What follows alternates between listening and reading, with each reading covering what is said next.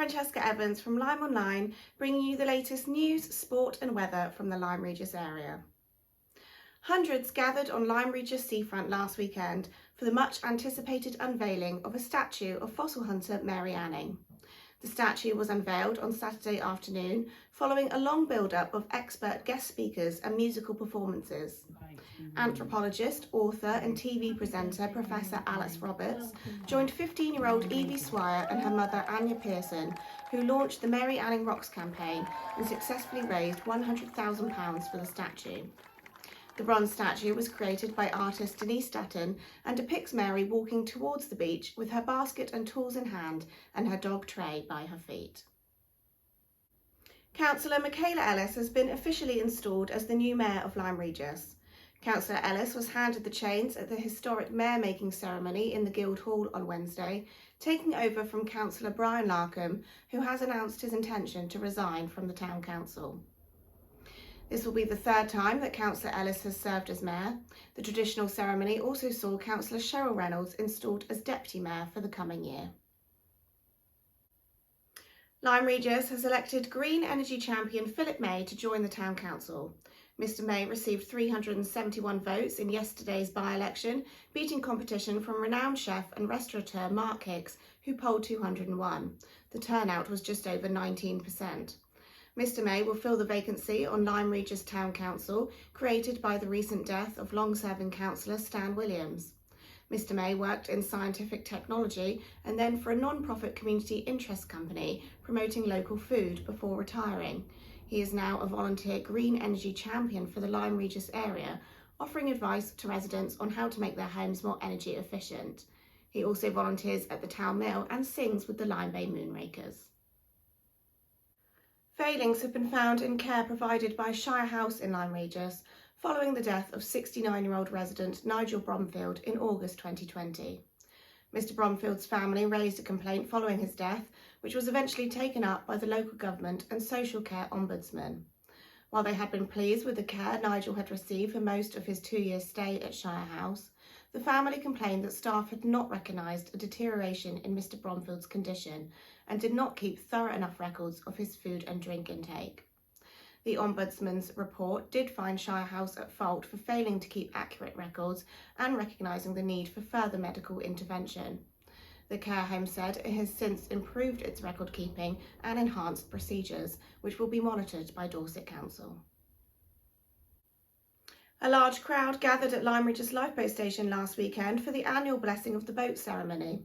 The event remembers all those lost at sea, with members of the town's seafaring organisations and the Royal British Legion passing floral wreaths down the slipway before they are taken to be laid at sea by the lifeboat crew. The service was led by the Reverend Chris Martin, with hymns accompanied by Lyme Regis Town Band and additional musical entertainment by the Lyme Bay Moonrakers. After last year's successful season, in which they won promotion to the Devon League C Division East, Uplyme and Lyme Regis cricketers have demonstrated that the higher standard holds no fears for them. After victories in the 3 opening games, Uplyme sit comfortably on top of the table with an 11-point lead over second place Braunton. On Saturday, they secured another 19 points in an exciting game at home to Ottery St Mary before a crowd of 130 that went down to the last ball. Uplyme batted first and posted 231 runs for the loss of 6 wickets. Star of the show was a brilliant undefeated 91 from skipper Sam Farrow, an innings which included 14 boundaries.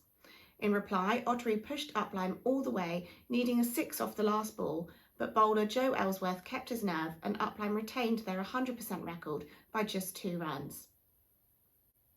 This season's East Devon Bash T20 series got underway this week, with Uplyme travelling to Honiton last evening for a comfortable victory.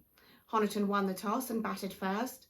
A quick opening spell from Nabi Temerai and an incredible catch from Rhys Davies saw Honiton quickly go 3 wickets down. Consistent wickets throughout for Uplyme, plus some late runs, eventually got Honiton to 108 all out in the 20th over. A quick-fire 33 run off 12 balls from Uplyme's overseas player Anand Abhishek, with good support from Joe Ellsworth and Jack Glenn-Wilson, made light work of the chase to give Uplyme a good start to the competition that they were instrumental in launching last season, when they finished in the runners-up position.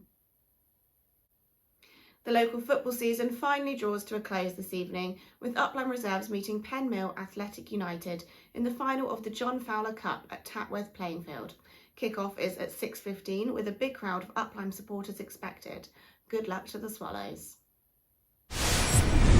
Lyme Regis is looking forward to celebrations to mark the Queen's Platinum Jubilee next week. Special events to honour the Queen's 70 years on the throne will be held over a 4-day bank holiday from Thursday, June 2nd to Sunday, June 5th, tying in with the annual Jazz Jurassica Festival. A highlight of the weekend will be a performance by the BBC Big Band Orchestra on the beach, followed by a fireworks display. There will also be a torchlight procession, special church service and a community picnic in Langmoor Gardens. Full details of all events are available on the LymeOnline website. Following an unsettled few days, the weather is set to brighten up this weekend with sunny intervals and a gentle breeze forecast throughout, little chance of rain and temperature highs of 17 degrees. Thanks for watching LymeOnline's video news bulletins. Don't forget to visit our website to stay up to date with the latest local news throughout the week, as well as to find photo and video coverage of next week's Jubilee celebrations. Have a great weekend.